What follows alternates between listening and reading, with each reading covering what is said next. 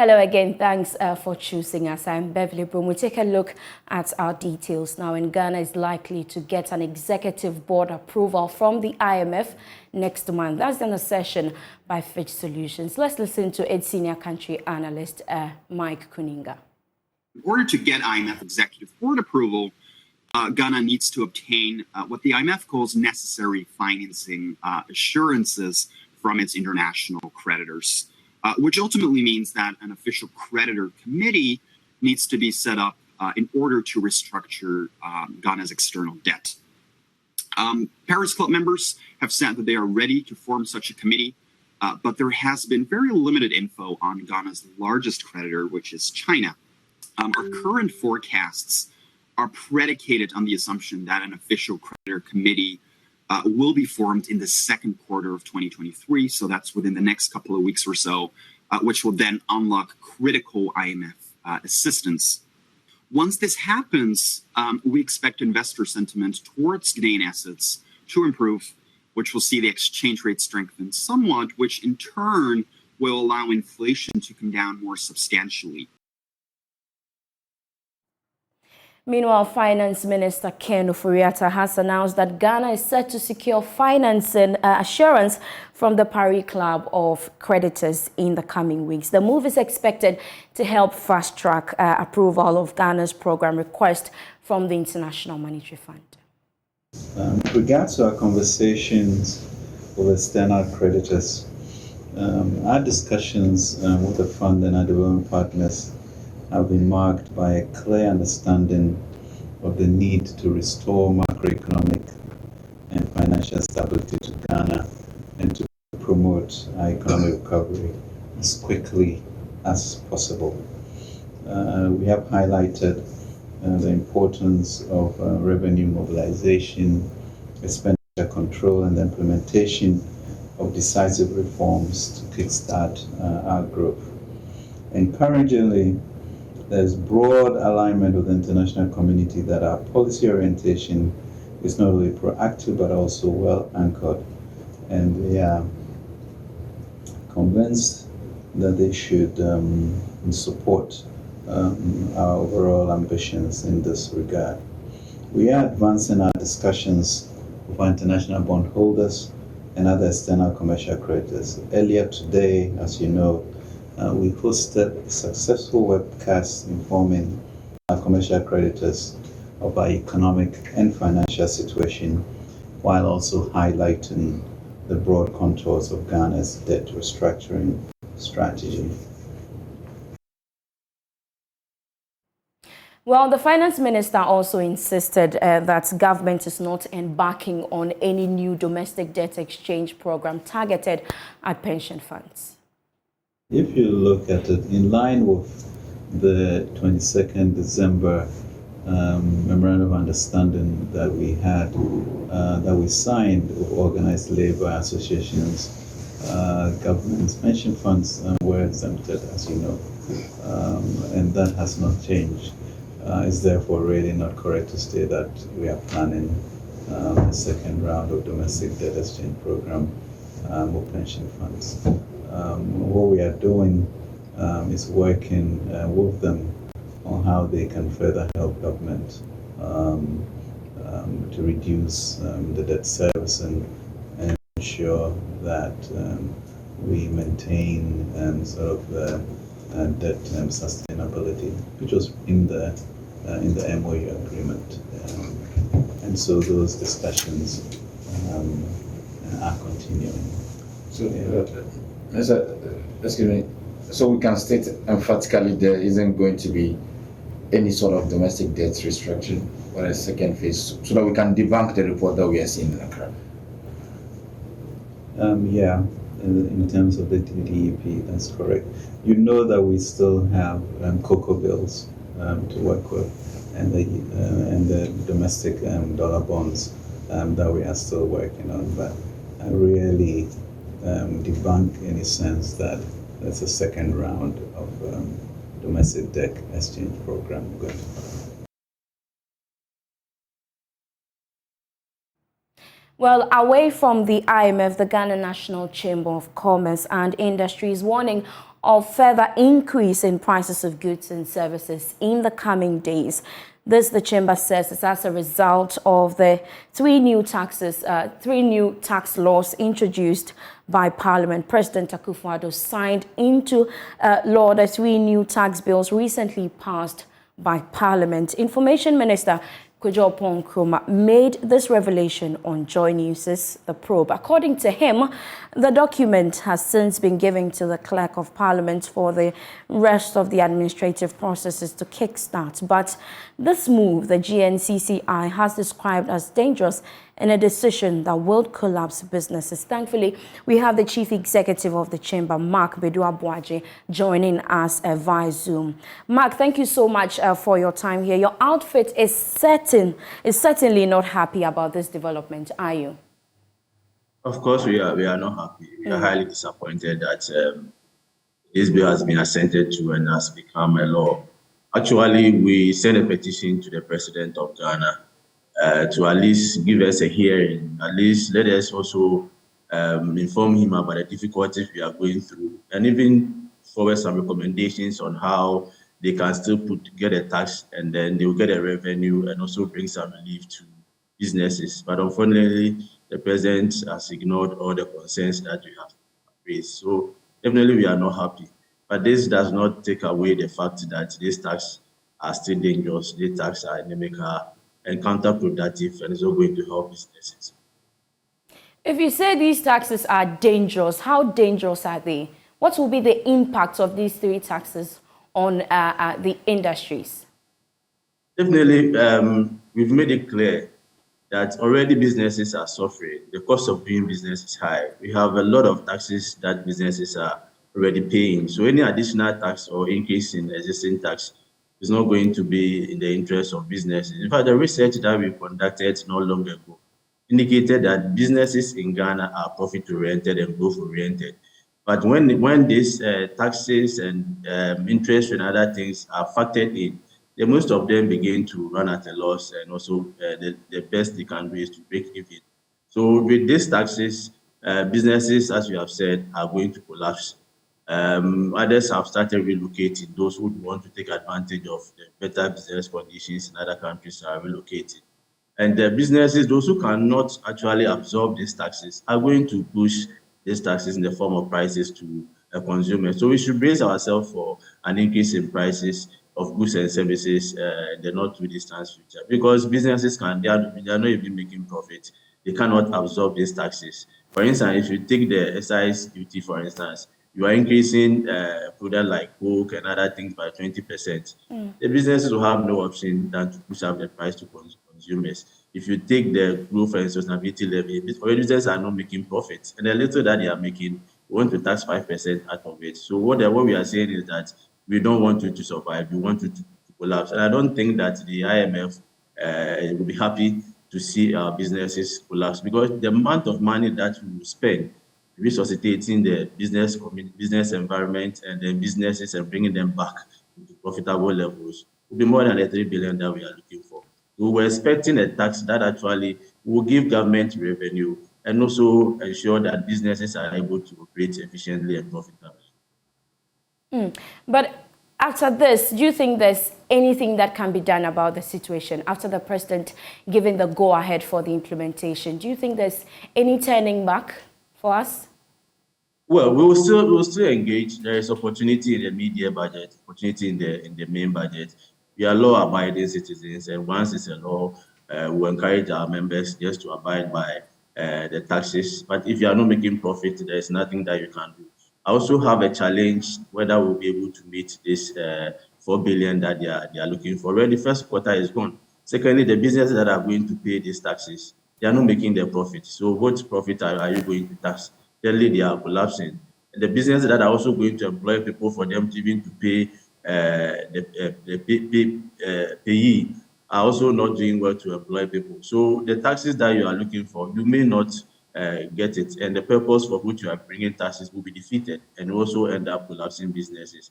We will still engage. Even though we are disappointed, I think that the president should have given us a hearing. We will engage them further and ensure that we get the best for the nation. Well, some few weeks ago, the GRA announced its readiness to implement these new taxes. What's your opinion on that, quickly, before you go? Well, that is their duty. Once the bill has been passed by Parliament and the President has assented to it, it's their responsibility to ensure that they collect the taxes. That is what they are set up to do. We would think that going for, they should also engage us if there is anything that we have to know. There's further understanding or education that they need to give to the business community. I think we can still engage them and look at the best way for all of us. For GRA, they are supposed to collect taxes once it's law, and they are doing that. We leave it here. Thank you so much, Mark Bedu-Abuaji, the CEO of the Ghana Chamber of Commerce and Industry. Thank you so much for your time here on Business Live. You're still watching Business Live here on the Joy News channel.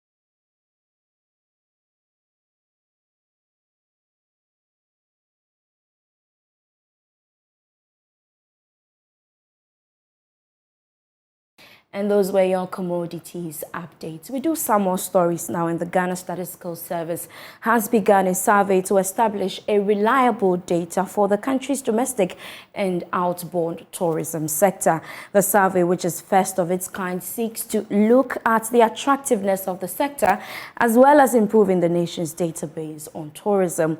Speaking to journalists after a short ceremony to launch the survey, Government statistician Professor Samuel Kobina-Anim hinted that this will examine the potential of meeting the projected target for the ministry. Here's more in the following report.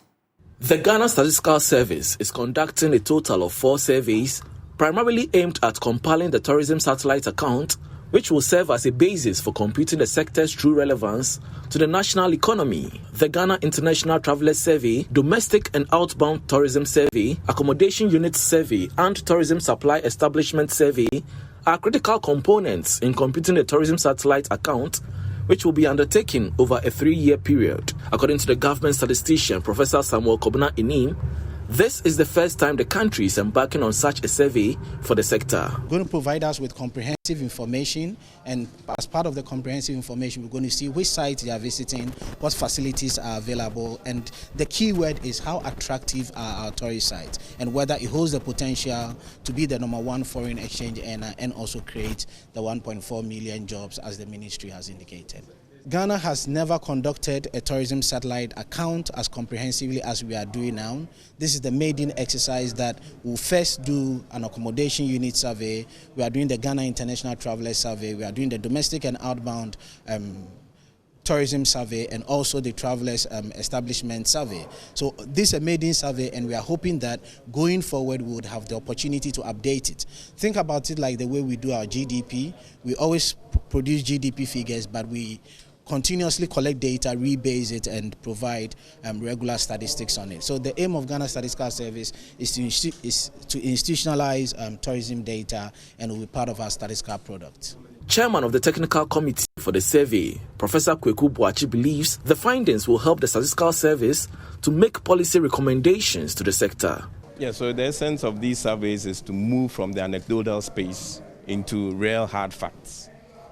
Now, when we get those type of informations, we can now make a strong policy point to government and find ways, innovative ways of, addressing the hotel costs. And may I add that there's a reason why the costs are up, because the operating environment is challenged. So it's multifaceted, but again, once we get these as facts, we can then now interrogate the entire ecosystem and find out ways in which this can be ratified. The survey is expected to take a period of 12 months. Now, government's plans to make Ghana a petroleum and petrochemical hub are far advanced. That's the assertion of the Deputy Minister of Energy, Herbert Krapper. Now, according to him, this will go a long way to make the country a net exporter of petroleum products. He spoke at the 25th anniversary celebration of oil marketing company Engen Ghana, organized in Accra on the theme, Dynamism, Resilience and Sustainable Growth. The following report has more. According to the Deputy Minister, Herbert Krapper, government through the Ministry of Energy has made significant progress in establishing linkages between the petroleum sector and the rest of the economy. He therefore urged Engen Ghana to take advantage of the planned Petroleum Hub in order to make strides in the industry. The establishment of this Petroleum Hub is one of government's strategic private sector-led anchor initiatives to serve as a new pillar of growth in the economy as we move to become net exporters of petroleum products. I believe Engen Ghana has what it takes to support this all-important vision. The 25th anniversary of Engen Ghana is on the theme, Dynamism, Resilience and Sustainable Growth. Managing Director Brent Nati says he is committed to making the company the desired petroleum marketing firm in Ghana. He also revealed the company's renewed commitment to corporate social responsibility projects. Our CSR initiatives will remain focused on improving the life of children with health conditions. We will continue to support Operation Smile and the Osteogenesis Imperfecta Foundation. Through our initiative with Caliber Ghana, we will continue to raise much-needed awareness to reduce plastic pollution and combat climate change. We will increase the number of plastic recycling points at our service stations while encouraging our customers to deposit their used plastics in return for an incentive. First Managing Director of Engen Ghana, Caleb Ayiku, recounted some challenges his administration faced at the inception. According to him, his tenure revived a company that neared collapse. We turned it around in 4 months. 4 months. After 4 months, they said, well, if you are able to keep this thing cash positive and we don't have to keep putting money into this, well, you can run it. It's fine. You can go ahead. The third lesson, always exceed expectations. Meanwhile, Chief Executive Officer of parent company of Engen, Moko, Guy Harkin, charged the Engen team to focus on the challenges and opportunities in the next 25 years, pledging his outfit's commitment to deliver value for customers. We believe deeply that our success lies in the strength of our partnerships and collaborations and our mutual ambition to add value and to have a positive impact. As you have now heard from the venerable chairman of MOCO, my father, who in a previous life signed off the original move of Engen into Ghana 25 years ago. We are now excited to pick up that entrepreneurial journey and find ways alongside the Engen team to deliver value to the Ghanaian people. For her part, South African High Commissioner to Ghana, Grace Mason, admonished Engen Ghana to continue to innovate to changing trends in the industry in order to stay relevant. We can be confident that Engen Ghana will continue to adapt to these challenges and seek opportunities with its exceptional leadership, talented workforce, and will innovate the company and position it to succeed in yet many more years to come. The Engen Ghana 25th anniversary featured presentation of awards, which saw Joseph Awuku and Kojo Norman emerge longest-serving employee of the year and longest-serving partner, respectively. It also featured the unveiling of a new campaign logo.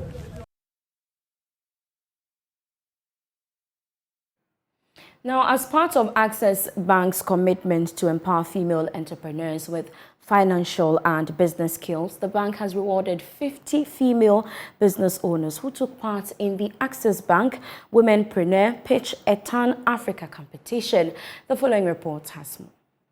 The Womenpreneur Pitch a Turn Africa has been designed to provide female-owned businesses finance, world-class business trainings, as well as mentoring opportunities. Speaking to Joy Business, the group head in charge of retail banking, Matilda Asante Esiedu, said the idea is to empower women entrepreneurs to be global business owners. So what we did today, it's part of a process. First of all, they've all been taken through business management training. We call it the mini MBA. We know what MBA is, Masters in Business Administration. Now we realize that a lot of the women who were running businesses didn't have the basic skills, the acumen to run the business efficiently. So we first of all give them that technical support, working with our expert partners. And so the financial support is an addition to the technical support, because you know that for businesses, sometimes what you need is technical advice, but sometimes to scale your business and to grow your business, you need also injection of capital. And so this is our seed, our contribution to the growth of their business. What's going to happen after this? We will continue to work with them and monitor them. This is the 4th time we're doing this, and we have cohorts whose businesses we've seen grow from turnovers of 10,000 to 100,000 to 1 million, 2 million, 5 million, and so on and so forth. So for us, this is just the beginning. It's a continuous process, and it's a journey for us with all these wonderful women, and we're really, really proud of them all. Naomi Kokro of Kaya App Grocery was awarded 50,000 cedis as the best entrepreneur. She tells Joy Business the training and funding will help her expand her business to Accra. Being an entrepreneur here in Ghana sometimes can be very frustrating. Coming from somebody that is a single mom, mostly you do not get to find the opportunities. At first, the opportunities wasn't that available. And you get to an age like mine, above 30 years, and you are now finding these opportunities and you want to be an entrepreneur. It's much more difficult. But I would say that programs like this from Access Bank are really giving us the opportunities to make something out of our businesses. Recently, I was at a Rotary event, and a lady said this powerful statement like, women already have the power. We don't need to be empowered. We only need to unearth the opportunities within us, because we all have the power. So I think that is what Access Bank is doing, and I'm very grateful for this opportunity and coming out like this. This opportunity, I think, right from this very moment, we've been looking to invest in getting our branch right here in Accra so that it can support our Accra team, because we have a vibrant clientele base in Accra and in Takoradi. So we are looking to get agents right here in Accra and in Kumasi, in Takoradi. Then expansion is what we are looking at. And that's how we end the show tonight. Thank you so much for your company. For more business news, you can log on to myjoyonline.com/business. I'm Beverly Broohm. I leave you with international business news.